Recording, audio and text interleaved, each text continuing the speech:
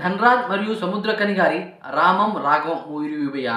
నేను ఒకటి అనుకున్నా, చిన్న డైరెక్టర్, చిన్న రైటింగ్, చిన్న యాక్టర్స్ అనుకున్నా. 100 అనమాట.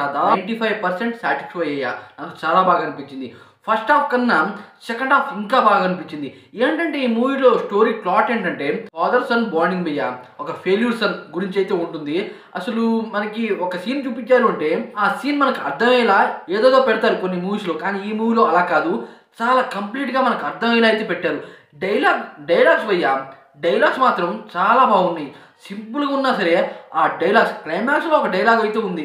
క్లైమాక్స్ 20 మినిట్స్లో 2-3 డైలాగ్స్ అయితే ఉన్నాయి. దాంట్లో క్లైమాక్స్లో చివరిలో వచ్చిన డైలాగ్ మాత్రం నాకు చాలా బాగా నచ్చింది. అసలు ఒక చెప్పలేము, అది ఆ రకంగా అయితే ఉంది. ఫస్ట్ హాఫ్లో అనమాట మనకి కొద్దిగా ల్యాగ్ అనిపించేలా అయితే ఉంటుంది.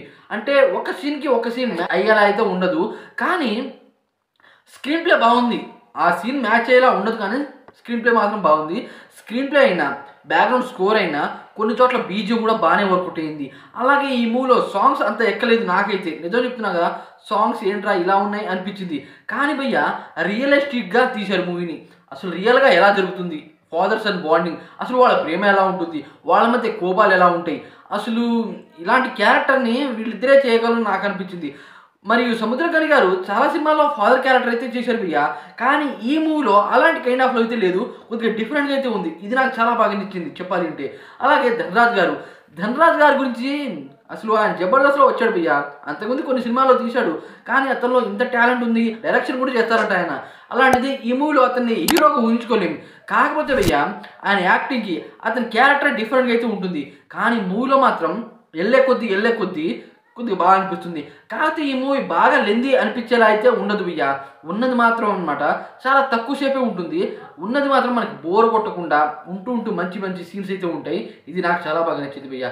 ఇలాంటి సినిమాలు తీయాలి భయ్యా. చిన్న డైరెక్టర్ అయినా, చిన్న రైటర్ అయినా, చిన్న యాక్టర్ అయినా సరే ఇలాంటి కాన్సెప్ట్తో డిఫరెంట్ అండ్ ఫాదర్ సన్ బాండింగ్తో చాలా సినిమాలు అయితే వచ్చాయి, కానీ ఈ రకమైన కైండ్ ఆఫ్తో నేను ఇప్పుడు దాకా ఏ సినిమా చూడలేదు. ఇది నాకు చాలా బాగా నచ్చింది చెప్పాలి అంటే. ఇలాంటి కైండ్ ఆఫ్లో మూవీస్ తీస్తూనే ఉండాలి భయ్యా.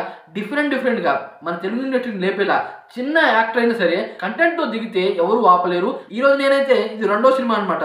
పొద్దున ఒక మూవీ అయితే చూశాను, డ్రాగన్ మూవీ. ఇది 2వ మూవీ. ఓవరాల్గా అనమాట 2 సినిమాలు నచ్చాయి. రెండింటిలో నాకు ఏ మూవీ నచ్చిందంటే ఈ మూవీ నచ్చింది భయ్యా, రామం రాఘవం. టైటిల్ కూడా బాగానే ఉంది.